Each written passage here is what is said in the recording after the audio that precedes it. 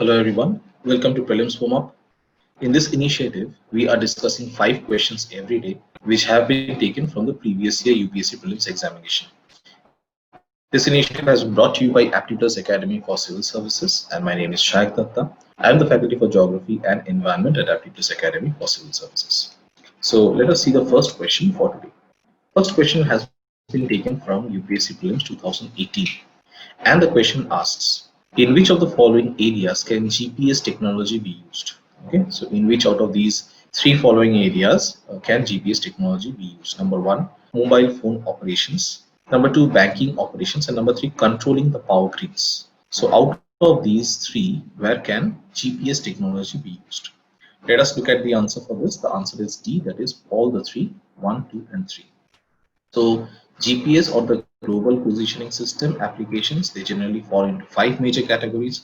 Number one, location, that is mainly meant to determine a location.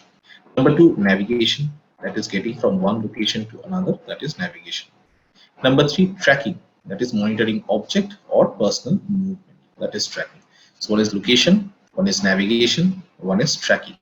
Next, mapping, that is creating maps of the world. And finally, we have timing, that is bringing precise timing to the world. So GPS positioning applications, they mainly serve 5 types of purpose. Number one is location, that is to determine a location. Second is navigation, that is getting from one particular location to another. Third is tracking, monitoring object or personal movement. Fourth is mapping, in creating maps of the world. And fifth is timing, bringing precise time to the world. So GPS's accurate time facilitates everyday activities such as banking, mobile phone operations, and even the control of the power grids by allowing well synchronized handoff switching. So all the three are correct so far as GPS technology is concerned. So 1B is the right answer. Moving on to the second question for today. The second question was also asked in UPSC Prelims 2018, and this question again has 3 statements, and you have to select the correct ones. Number one, the Reserve Bank of India manages and services Government of India securities, but not any state government securities. So the Reserve Bank of India, it will manage and it will service only the Government of India securities, but not any state government securities. Number two, treasury bills are issued by the Government of India and there are no treasury bills issued by the state government. Number three, treasury bills offered are issued at a discount from the par value. So you have been asked to find out which out of this is correct. Let us see the answer for this. Answer is C, that is 2 and 3. So what was the first statement? The first statement is the Reserve Bank of India manages and services Government of India securities, but not any state government securities. So that is incorrect. And number 2 and 3 are correct. That is, treasury bills are issued by the Government of India and there are no treasury bills which are issued by the state government. And the third statement is also correct. That is, treasury bills offered are issued at a discount from the par value. Let us see the explanation part of this. The Reserve Bank of India manages public debt and issues Indian currency denominated loans on behalf of the central and the state governments under the power derived from the Reserve Bank of India Act, which is of 1934. The RBI is the debt manager for both, that is the central government as well as the state government. RBI manages the debts of state government on the basis of separate agreements. In statement 1 is not correct. So what was statement 1 saying? The Reserve Bank of India manages and services Government of India securities, but not any state government security. So that is incorrect because we get to see that the Reserve Bank of India, it manages public debt and it issues currency denominated loans on behalf of the central as well as the state government as well. So remember this, both for the central as well as state government, under the powers which are derived from the Reserve Bank of India Act of 1934. The RBI is the debt manager for both the central government as well as the state government, and RBI manages the debt of state governments on the basis of separate agreements. Hence statement 1 is not correct. Next, if we see treasury bill or T-bills, so treasury bills are also called as T-bills. The second statement is regarding treasury bills. The treasury bills are issued by the Government of India and there are no treasury bills issued by the state government. So that is correct because treasury bills or T-bills, they are money market instruments and they are short-term debt instruments. They are issued by the Government of India and are presently issued in 3 tenors. There are 3 durations for which T-bills are issued. One is of 91 days, the other is of 182 days, the other is of 364 days. Okay, so treasury bills or T-bills, they are money market instruments. They are short-term debt instruments, and they are issued by the government of India. They are presently issued in three separate tenors, that is of 91 days, 182 days, and 364 days. Treasury bills are zero coupon securities and they pay no interest. They are issued at a discount and they are redeemed at face value at maturity. Okay? They are issued at a discount and they are redeemed at the face value at maturity. For example, 91-day treasury bill of rupees 100, which is the face value, it may be issued at rupees 98.2. And then if you have to redeem it, then you'll get back 100 rupees. Okay, so they are zero coupon securities, which means that they do not pay any interest. Number two, they are issued at a discount, that is whatever is their face value, they will be issued at a lower price.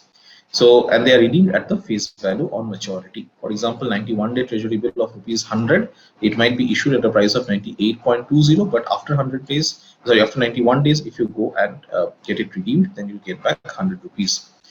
Okay, so it will be issued at a discount and it will be redeemed at the face value of rupees 100. The return to the investor is the difference between the maturity value or the face value, that is rupees 100. Hence, we get to see both statement 2 and 3 are correct. Okay, so for question number 2, the right answer is C, 2 and 3. Moving on to question number 3 for today, again taken from UPSC Prelims 2018. And again here we have 3 statements. We have been asked to find out which out of this is or are correct. First statement is the Earth's magnetic field has reversed every few 100,000 years. The Earth's magnetic field has reversed every few 100,000 years. So it takes around lakhs and lakhs of years for the Earth's magnetic field to get reversed. So normal polarity will become reverse polarity. So if you have gone through paleomagnetism of your physical geography part, you know that this is correct. The second statement is when the Earth was created more than 4,000 million years ago, there was 54% oxygen and no carbon dioxide. So that is incorrect because carbon dioxide was in more amount, whereas oxygen was in lesser amount.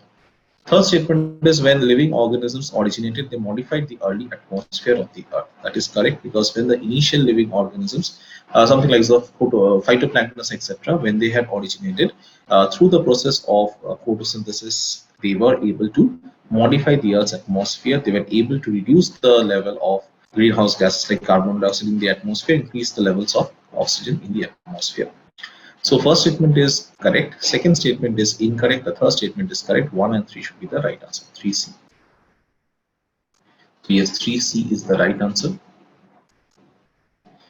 Statement 1 is correct, that is Earth's magnetic field, it has flipped its polarity many times over the millennia, and magnetic reversals are the rule and they are not the exception, because that is what is something which will happen. Definitely it will happen, but the thing is it will take a lot of time for it to happen. That is this magnetic reversing of the magnetic field that takes around lakhs and lakhs of years to take place. Now Earth has settled in the last 20 million years into a pattern of magnetic pole reversal about every 2 lakh to 3 lakh years. So when Earth was formed 4.6 billion years ago, it had almost no atmosphere. As Earth cooled, an atmosphere formed mainly from gases which were spewed by volcanoes. This is what is called as degassing phenomena. That is the gases, the violent gases, the explosive gases which were present below the surface of the Earth. All of them were released out onto the surface through various mechanisms like volcanism, etc. This process is called as degassing phenomena. Okay, so when Earth was formed around 4.6 billion years ago, it had almost no atmosphere, but as the Earth cooled, an atmosphere formed mainly from gases which were spewed out from volcanoes. It included hydrogen sulfide, methane, and 10 to 200 times as much carbon dioxide as today's atmosphere. Okay, it included hydrogen sulfide, it included methane, and almost 10 to 200 times as much carbon dioxide as today's atmosphere. So that statement was incorrect. 54% oxygen. In fact, oxygen was in much lesser quantity, whereas carbon dioxide and the other gases were in much higher amount. The third statement is also correct. That is, living organisms like plants and microbes, they were the first ones to originate on the Earth. So living organisms like plants and microbes, they actually started to have a major impact on the environment once photosynthetic organisms they evolved. And when photosynthetic life reduced the carbon dioxide content of the atmosphere, it also started to produce oxygen. Not only that, but by reducing the amount of carbon dioxide in the atmosphere, they were also able to reduce the temperature on the Earth's surface, which was initially unsuitable for life to exist. So slowly Earth cooled down, slowly the amount of oxygen in the atmosphere that started to increase, and all these things together ultimately helped to create the atmosphere that we have today. and this atmosphere is very conducive for life to exist. So right answer for this particular question is C, that is 1 and 3. Moving on to the fourth question for today. Fourth question was much in the news in the year of 2018, and we get to see this question. Hence, has been taken from UPSC Prelims 2018. The question is asking the terms WannaCry, Petya, and Eternal Blue, sometimes mentioned in the news recently, are related to what?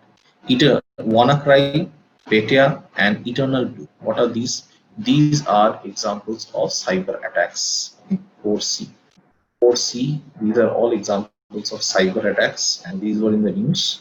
So the WannaCry ransomware attack, what is ransomware? It's like a small program which is enter into your system, into your computer, and permanently it will lock your computer or store away the important data, and it will ask for a ransom. It will ask for money from you for you to be able to retrieve the data. And there's also no guarantee that even after paying they will be releasing the data. So WannaCry, it is a ransomware attack. It was taking place around May 2017. Worldwide cyber attacks were taking place from this WannaCry ransomware Crypto One, which targeted computers which were running the Microsoft Windows operating system by encrypting data and demanding ransom payments in the Bitcoin currency. It propagated through Eternal Blue. What is this Eternal Blue? An exploit in older Windows systems, which was released by the shadow brokers a few months prior to the attack. So Eternal Blue, it is a weak area, you can say, in the older Windows systems, and this was exploited. Now, what is Petya? Petya is a family of encrypting ransomware that was first discovered in 2016. The malware targets Microsoft Windows-based systems, infecting the master boot record to execute a payload that encrypts a hard drive's file system table and prevents Windows from booting. It subsequently demands that the user make a payment in Bitcoin in order to regain access to the system. Main thing, again, you don't have to go into the technicalities of it, but you should know, okay, what is this WannaCry and what is meant by Eternal Blue and Petya, what are they related to? So all of them are related to ransomware, malware, cyber attacks, etc. So 4C is the right answer. Moving on to the last question for today. This is from agriculture question. And the question was asked in UPSC 2018 prelims. The question is asking, with reference to the circumstances in Indian agriculture, the concept of conservation agriculture, very, very important. Remember this, the concept of conservation agriculture assumes significance. Which of the following fall under the conservation agriculture? I'll repeat once again. With reference to the circumstances in Indian agriculture, the concept of conservation agriculture assumes significance. Which of the following fall under the conservation? Which of the following actually are included under the entire concept of conservation agriculture? Number one, avoiding the monoculture practices. Number two, avoiding adopting minimum tillage, that is breaking of the soil. Number three, avoiding the cultivation of plantation crops. Number four, using crop residue to cover soil surface. Number five, adopting spatial and temporal crop sequencing, crop rotation, etc. I'll repeat once again. Which out of these are a part of conservation agriculture? Number one, adopting the monoculture practices. Number two, adopting minimum tillage. Number three, avoiding the cultivation of plantation crops. Number four, using crop residues to cover soil surface. And number five, adopting spatial and temporal crop sequencing, crop rotations. So you see the right answer is C, that is 2, 4 and 5. What is 2?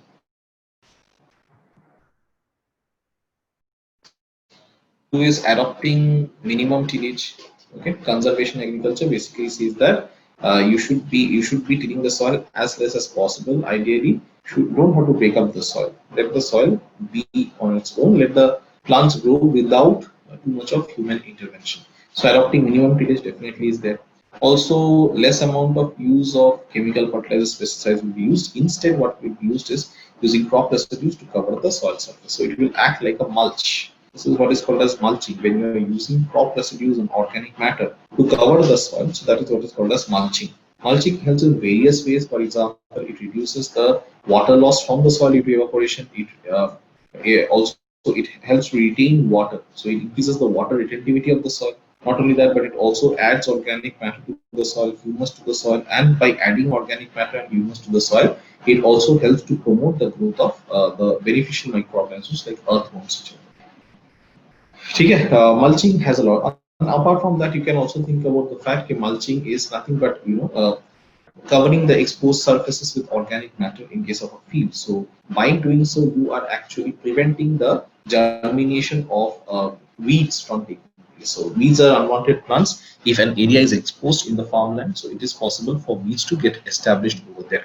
But if you're covering that exposed area with some organic matter, then it becomes difficult for the weed to get established.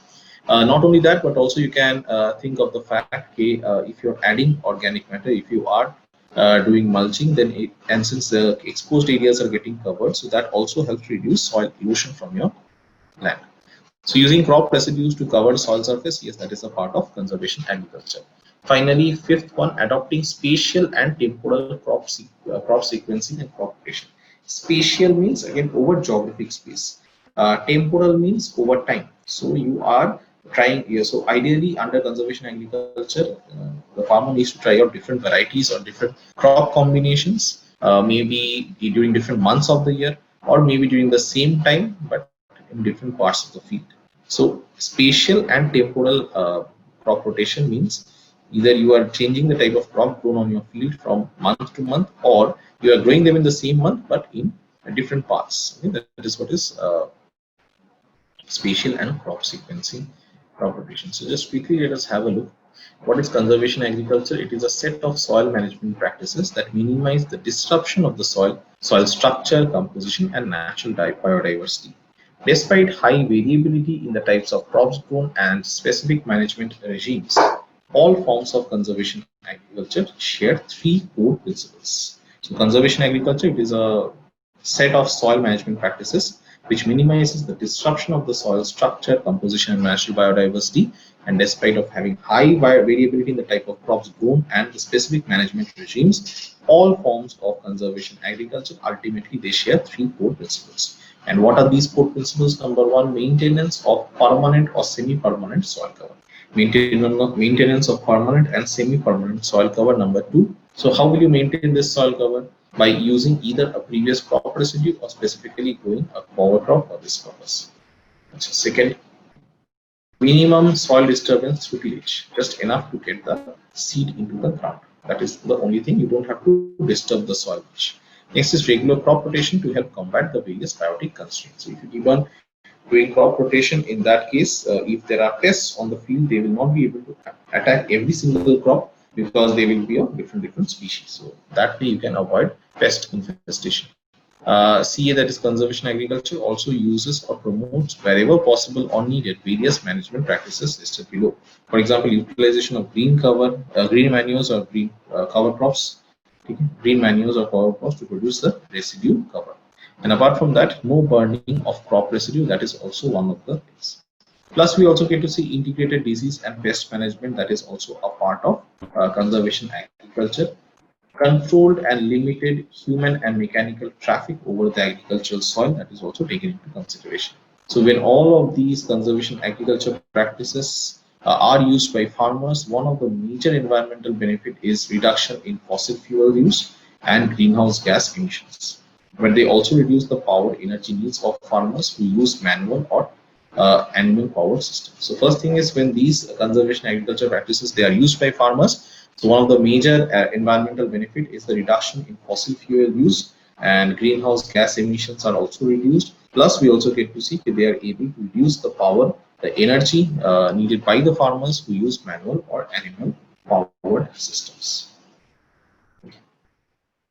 So this is regarding conservation agriculture, very important term.